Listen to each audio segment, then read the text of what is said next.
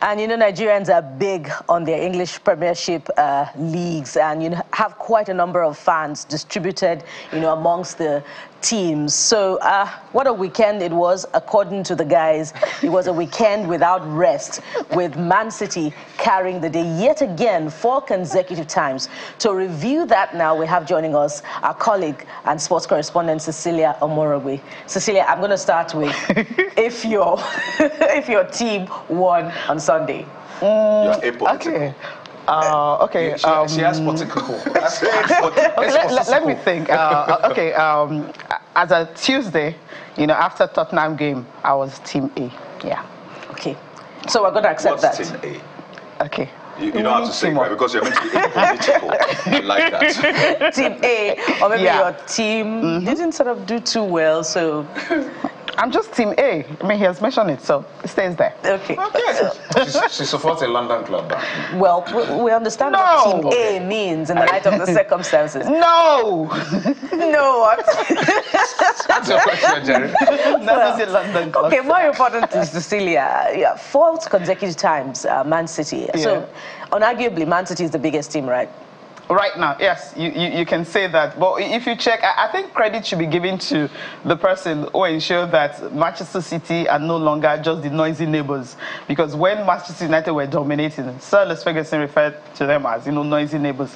Why? Because, yes, they make a lot of noise and everything, but they were not winning anything. Right. I mean, just come and then they go. But since the era of Pep Guardiola, maybe Man City can be regarded as one of the greatest teams right now in the English Premier League, arguably, simply because of what they've achieved now. For 7 seasons, they've won the Premier League 6 times. Only Liverpool was able to break that hurdle. I mean, the COVID season, people don't even recognize that season. Ouch. They felt they should be scrapped out. But hey, that was how Liverpool, won their title after a very, very long time.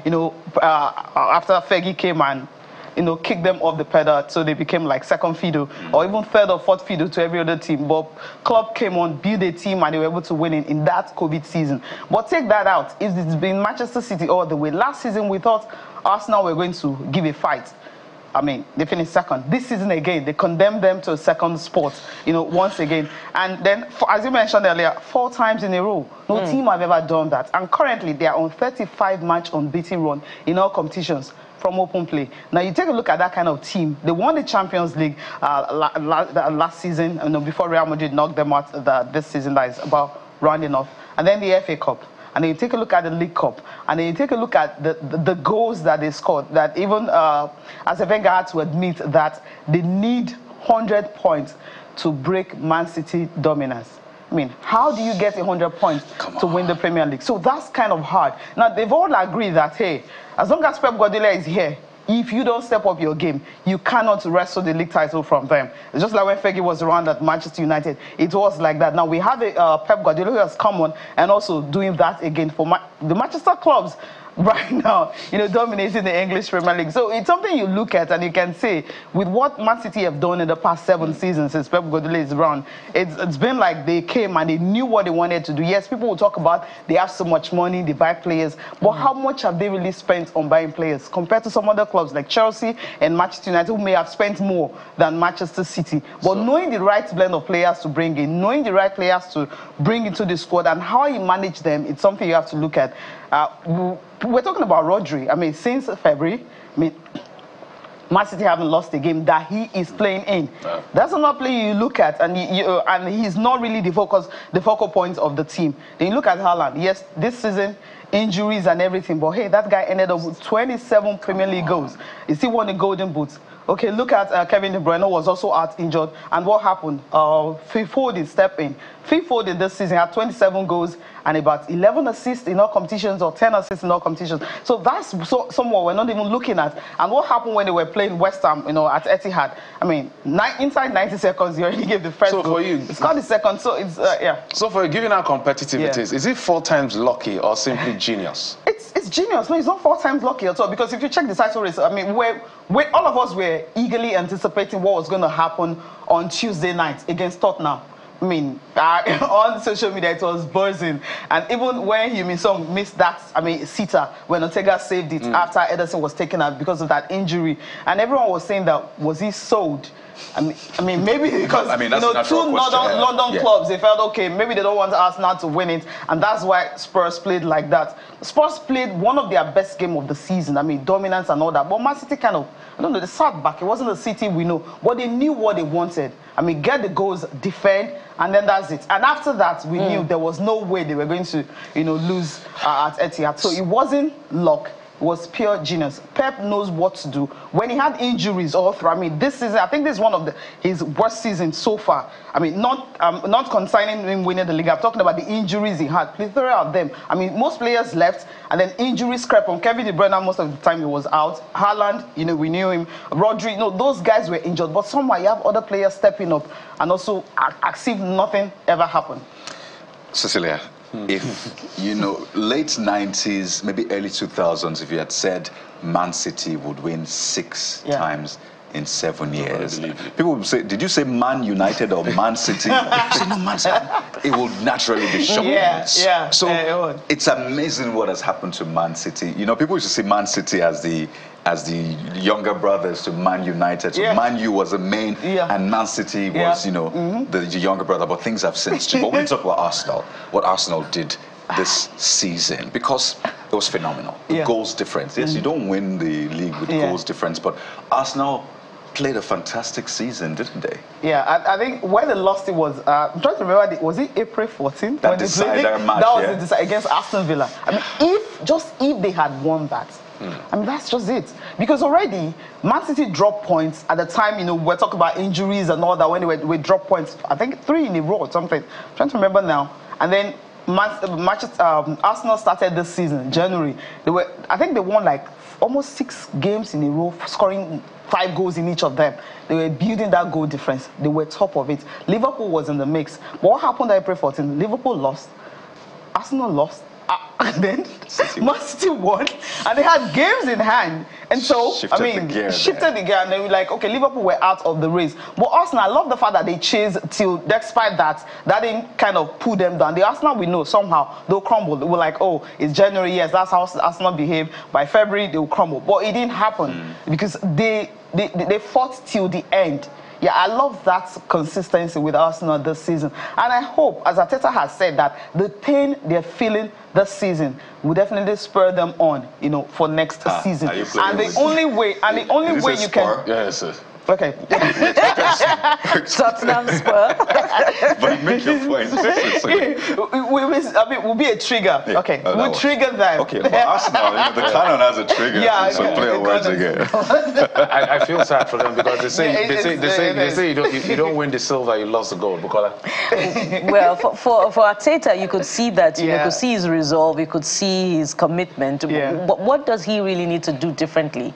In the coming season. He mentioned that at the end of the game that they need to get at least 100 points next season to break the dominance. How do you get 100 points? It simply means you have to strive to win every game you're playing. But I mean, in terms of tactics, you keep talking about the Man City's coach and how this is simply genius and it's not luck. He's got okay now. Okay, let's paint this scenario. It's like.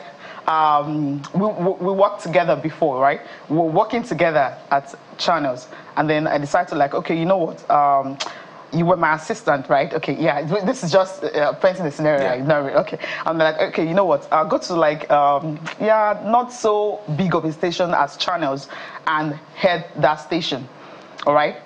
I gave you I asked you to leave, right? Or rather, you decided to go, but you worked under me for a very long time. This is interesting. And then, at the top, we're having a competition against each other. I mean, I know you very well, and then you do know me, but I have more than you. More experience. More experience, because you worked under me. So I decided to let me send some workers to you that will also work with you. But obviously they're wearing my best workers. And then they're working with you. You're coming to compete against me. It's going to be hard, really. So this is Guardiola and Arteta relationship. Check the players.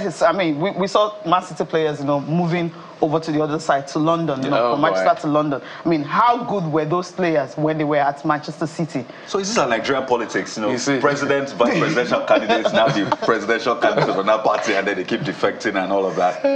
Similar. Similar. So it's not hard for you to be able to defeat your boss. Yes, we've seen, bosses, get beaten by their, but it's hard because Pep happens to be a coach who, I mean, you don't know what's going to come up with. Before we say it's just tiki-taka, right? But we've seen Pep playing defensive football. Creative. It's very creative, so you had to actually, break that. Except we almost have to tell, fact is a big one. What can we learn from this for the MPFL? Fantastic.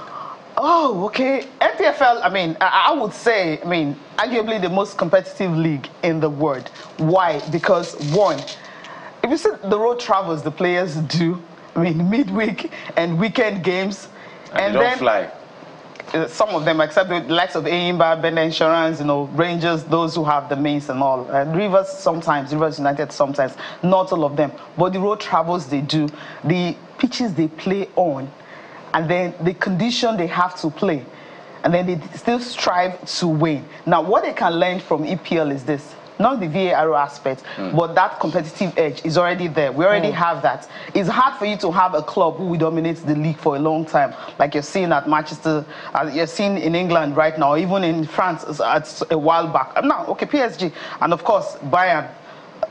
Thanks to Leverkusen, who decided to take it off them and everything. So for a Nigerian league, it's hard for you to see a club dominating. The only thing we can learn from it is that try as much as possible to get competitive players, pay them well, and then see where we go from there. I think 3 weeks or 3 matches to go for the MPFL. On a break, I think it's going to resume this weekend. Right. They had to go on a break because Rivers United had outstanding games that they were going to play. Now, I think it should be done this weekend, and then they resume.